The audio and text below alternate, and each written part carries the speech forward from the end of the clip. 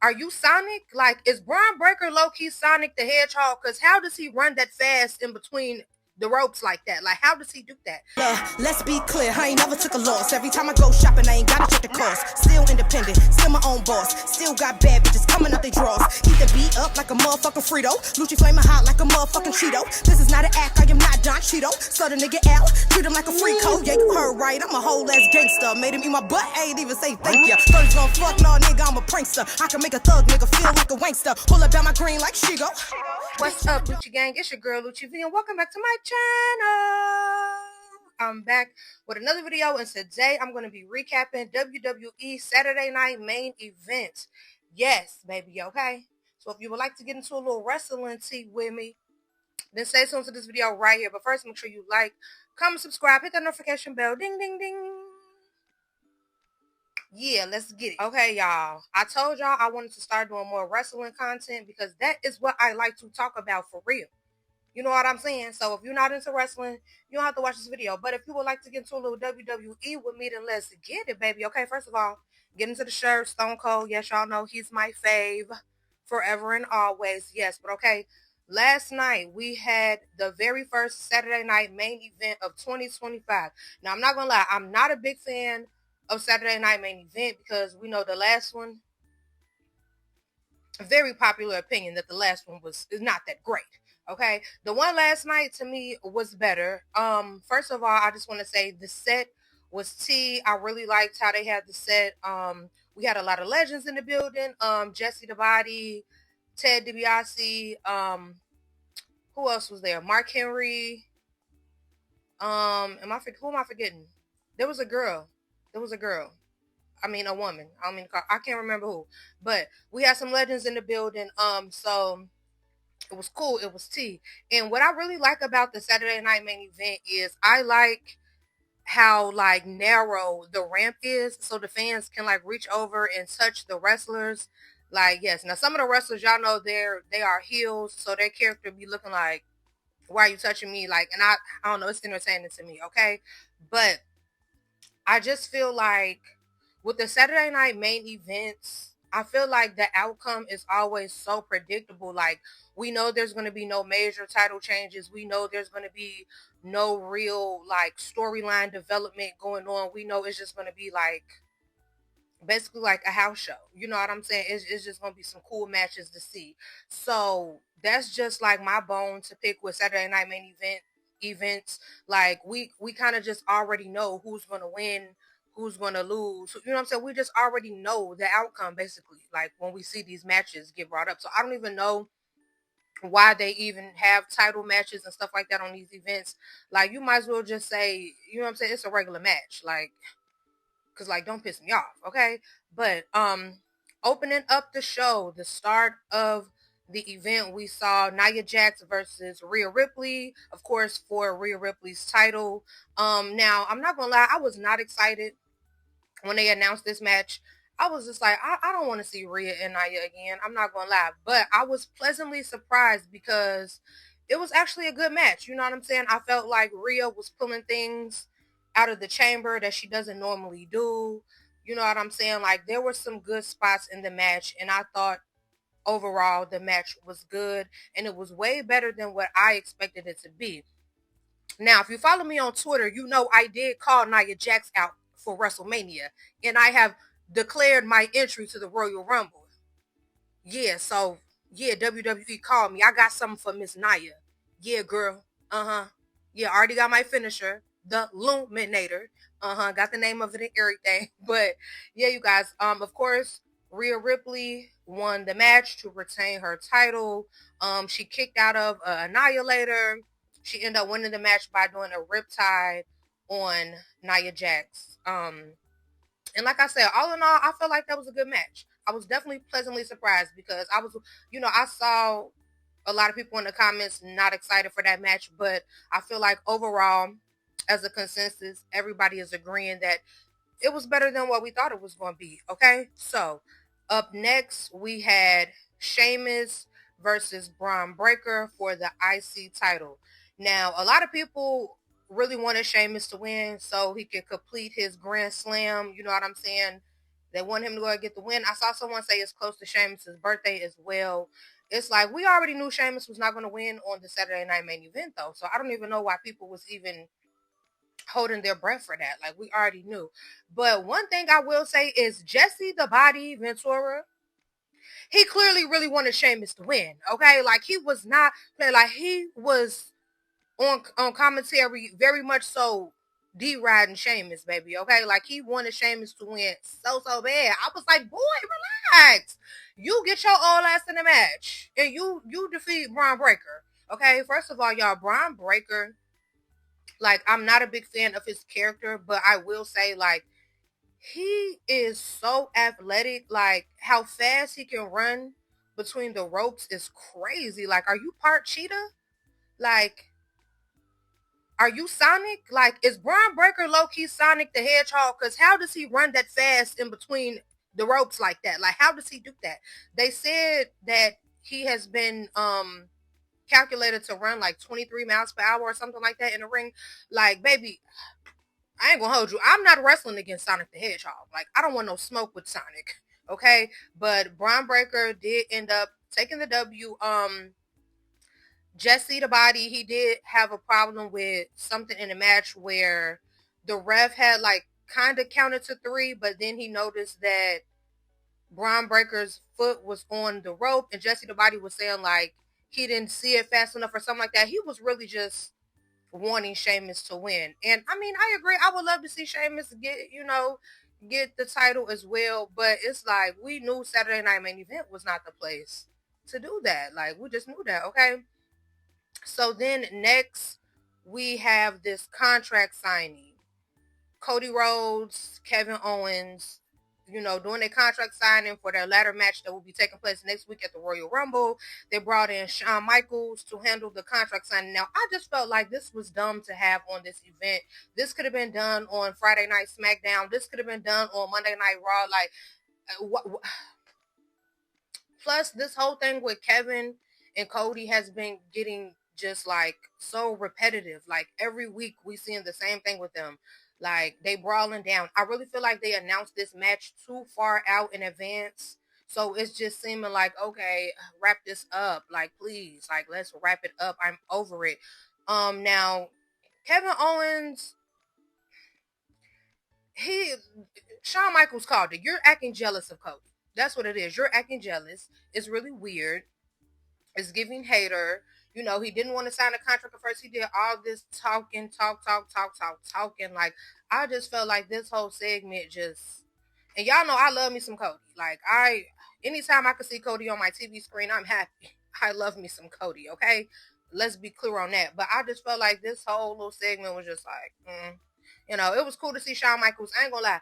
After Shawn Michaels did his little pose that he be doing, he had started stumbling a little bit. I was like, is he a little drunk or is he just like a little older and can't really hit the pose like he normally does? I don't know. It gave a little bit drunk. Like he had a little Jack Daniels or something before he came out. I don't know. But after Kevin Owens finally signed a contract, Cody signed a contract, and they started, lifting the belts, what I'm saying? They lift the belts up. Kevin Owens tried to do a cheap shot on Cody. Shawn Michaels stepped in like, we ain't doing that one. We ain't doing that one. And that is when Kevin Owens tried to get into it with Shawn Michaels. He like pushed Shawn Michaels or something. And Shawn Michaels gave him the switch in music. I really think it was because he knocked his hat off and showed his little bald spot at the top. He was mad about that. Like, why would you show his bald spot, Kevin? Kevin Owens look like Fred Flintstone. I don't care what nobody say. He gives Fred Flintstone. Period. He gives Fred. Yabba dabba doo. Yeah, he gives that.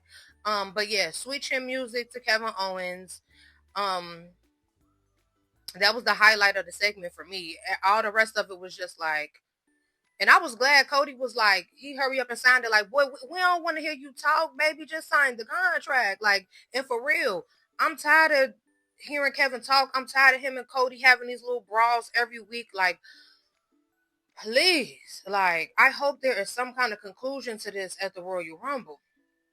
Side note, when they hung the belts up, you could really just see how much better the Winged Eagle belt looks than the newer belt. Like, I miss the Winged Eagle belt. Like, what? Can we bring it back? Like, please. That was the elite belt, in my opinion. Okay, so the next match we had was Braun Strowman versus Jacob Fatu. Now, when they first announced this match, I already kind of just knew that it was going to be a DQ kind of match. I knew that they did not want to make, anyone get pins, because we know Braun Strowman is advertised as like this big 6'8" beast, like Braun Strowman, he be dog and shit. You know what I'm saying? Like, and they have been marketing Jacob Fatu as the werewolf, and he's unbeatable and all that. So I knew that it was not going to be a clean pin on either end for this match.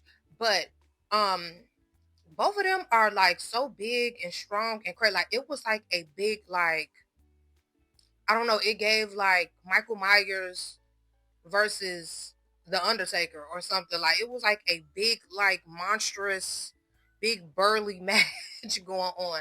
But the match did end in a DQ because Jacob Fatu ended up attacking the referee.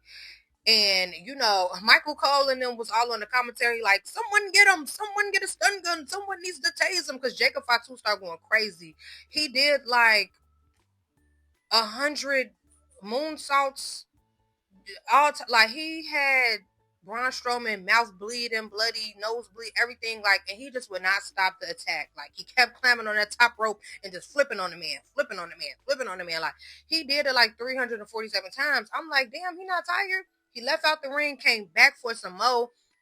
The authorities could not stop him, could not hold him back. And I just felt like it did make Braun Strowman look weak. Like, I feel like they could have let him get a clean pin if they was going to do that.